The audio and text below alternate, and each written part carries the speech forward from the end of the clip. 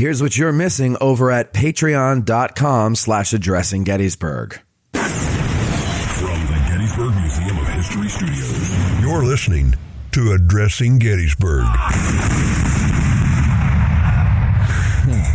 Hello, ladies and gentlemen. Welcome to this episode of Addressing Gettysburg. And today we are taking you on a journey that is outside of the Civil War. It is, every once in a while I like to do this. History, you know, it's all, you got to study it all, right? And it's all relatable somehow. And I think for those of you who have been patrons for a long time, you know that I do these shows when I can called Combat Stories.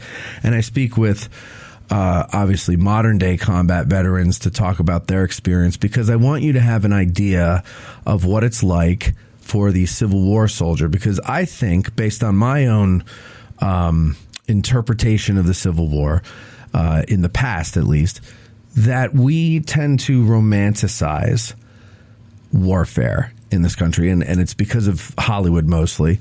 And we can't talk to Civil War veterans, so I can't ask them what is it like when you hear a bullet whiz by your ear, but I can ask a modern day soldier, and even though they're different weapons, different wars, you know, Mortal Kombat and the feelings that come with it are probably still the same regardless of what war we're talking about. And so anyway, this is one of those departures from the Civil War that might help you get an idea, or at least an appreciation for what these guys go through. We're talking today with Andy Biggio, and it's about his book called The Rifle. And his book, The Rifle 2, where did that go? Here it is. Here it is. Thank you, sir. Thank you. The Rifle 2, Joe, you could just go to 1 and 2, is coming out on September 19th. So by the time this show comes out, it will either be just about to be released or already have been released. Andrew, welcome to the show. Thank you for having me. This is awesome. Well, thank love you. being here in Gettysburg, and, you know, been hanging out with Erik. I'm proud to serve on the board of his museum, the Gettysburg Museum of History, and I love being in the center of so much history. And we should mention that Erik is sitting right here, and he set this up for us, and so we need to thank you for that, Erik. So, all right, let's talk about you first. Tell us a little bit about yourself, and how did you get to eventually write the rifle? Yeah, I am from Boston, Mass, born and bred in the whole area. You know, from when I was a young kid, I always wanted to be in the military, become a veteran and serve. I used to be just really intrigued and drawn to veterans. I remember loving seeing them in the parades, in the St. Patrick's Day parade, the Veterans Day parades. But, you know, I remember when I really first had a drawn to these veterans is, you know, back in the day, they used to stand outside like your local grocery store and collect money for poppies. Yep. Today's kids will never. And I remember every time I give $1 and I get a poppy, I'm like, yeah, that guy was so cool. I want to go back and give him another $1. And next thing you know, all my friends are buying candy, and I'm got no money because I gave it all to the guy with the cool hat. Right. And our Pearl Harbor happened, our 9/11 happened, and I said, shit, you know, like, this war's going to be over by the time I get out of, you know, school. And it wasn't. And I joined. So you were having FOMO. Yeah. You were afraid that you would not be able to. Yeah. Right. And here my parents are like, we paid for you to go to Catholic school. You're going to college. I'm like, hell no. I'm going to miss this bloodshed in Iraq. Yeah. So I joined the Marines in 2006, deployed to Iraq, came home, began college, and then got to go to Afghanistan too. So I did tours in Iraq and Afghanistan. And now I've been on the Boston Police for about I've been a police officer for about 10 years, and seen just as much crazy stuff on the police force as I did in Iraq and Afghanistan. Believe it or not, crazy to say that. I believe it. Yeah. And but yeah, that's the basis, and I can go into how I got into all of this stuff in a minute. Well, so you're in Iraq and Afghanistan. How many times did you go over? Twice. And how would you describe your experience over there? Yeah, you know,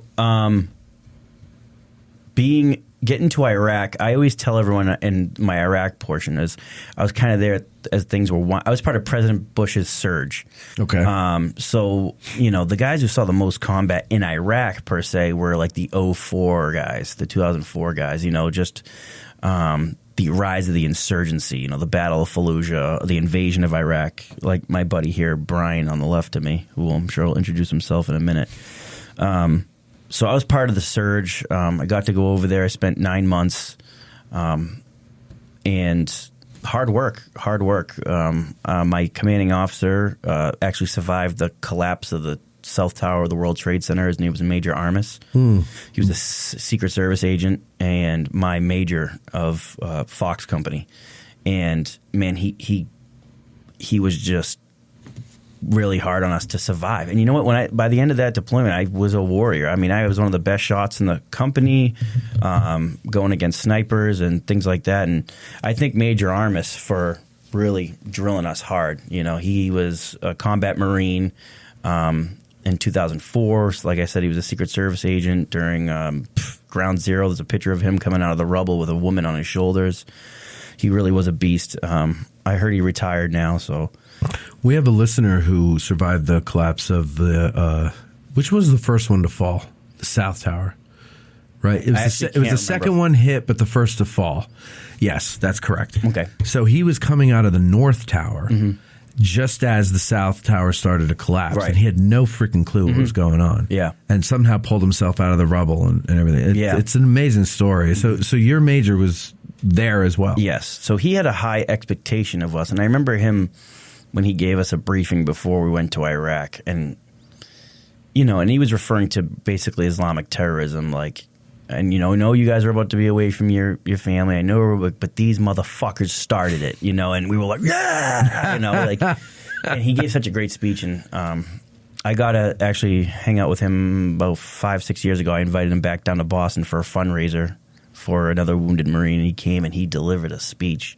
He's like, I'm not an apologist, He's like, but if you F with this country, we'll come knock on your door and punch you right in the fucking face. And everybody, he had the crowd going nuts, all these bikers and stuff. Yeah. But I'd say I went to Afghanistan, and that was probably the bloodier of my tours. My battalion took about 50 casualties.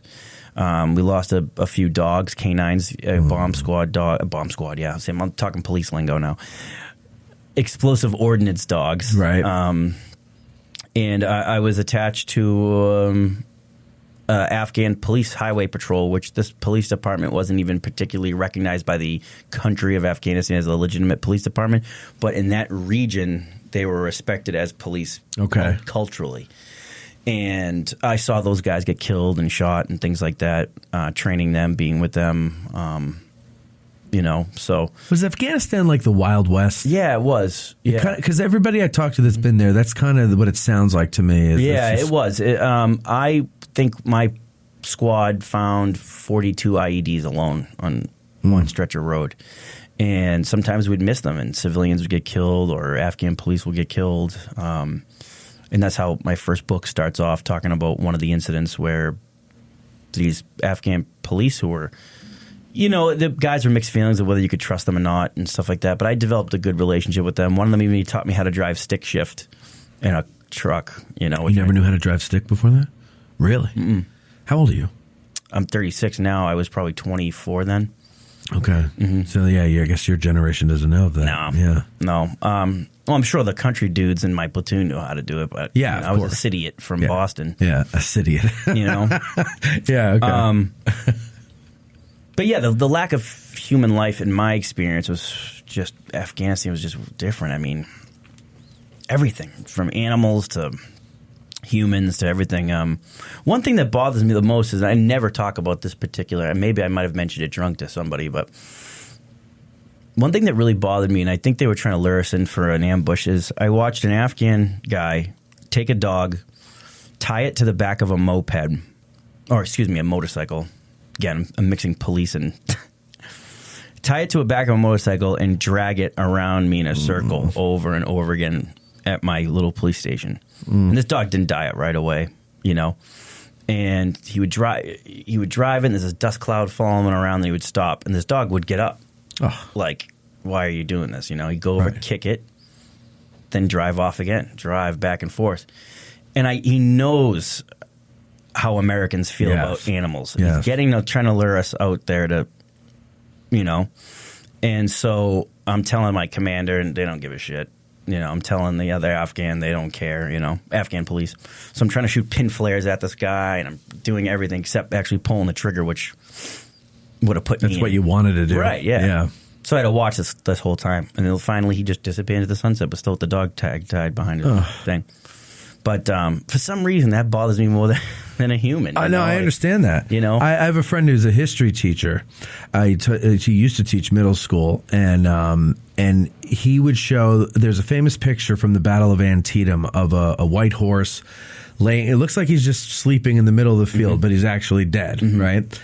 And he would mix it in with photos of dead soldiers, and so he'd play the slides, and the kids would look. And it would get to the horse, and the whole class would go, "Oh, right." They're innocent. We drag them into these things. Yes, we drag them into our stupid squabbles that we can't, settle at a table. Instead, we have to go on a battlefield, and these poor animals are dragged into it. And yeah, of course, I would totally understand how that would still bother you to this day. Yeah. It's going to bother me for a while having heard the story because I just got a puppy. So thanks a lot, Andy. Yeah, and it's like he'd go over, would slap it with his sandal, kick it, get back on the bike, doing it again, dragging around. I'm like, and I started thinking, I'm like, maybe this dog bit his kid or something. But I'm like, what am I talking about? Every household has an AK-47 in Afghanistan. He could just blew his shit up. Yeah. He was trying to lure us into an attack, absolutely, or get us to run over an IED. Yep. You know, so, but yeah. That's the beginning of my OEF stories, and that eventually spider into this whole other veterans advocacy stuff. So okay, so you're done. You come home.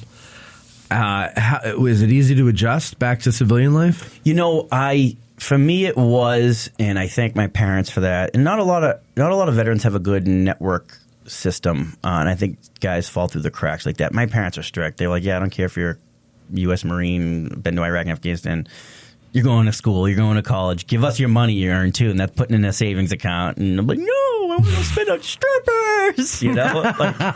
Yeah. Which I did, like a lot of it. So thank God they did take some money away from me. It was strippers and DVD players for the headrests of my Volkswagen Touareg. Like, why?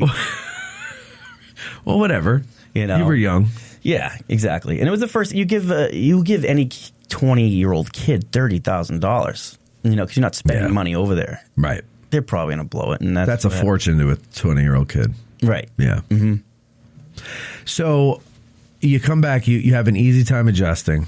I think I did. But compared to other people that you know. Yeah, of course. I fortunately, knock on wood, I never had one of those situations where my best friend died in my arms or my whole squad was killed or those guys, But even those guys, I feel like, are able to turn their tragedy into motivation or a mission. And like my buddy Brian here, I've never heard him complain once. Never heard my buddy Brian to my left of me, who lost his arm and his leg in Fallujah. I've never heard him complain. Do you want to join us now, Brian, now that he's dragged you into it? All right, Brian. Brian, what's your last name? Johnston. Welcome. So go ahead. You tell us your story there. I was in Iraq late 2004. My unit was part of Phantom Fury going into Fallujah to take Fallujah back. And I was on top of a vehicle when a couple of IEDs went off and ended up losing an arm and a leg as a result. Immediately, or did you have to have them amputated? They were amputated. The arm was kind of hanging there. What is that? Do you remember much of the moment it happened? Yeah. So you didn't lose consciousness or anything? No.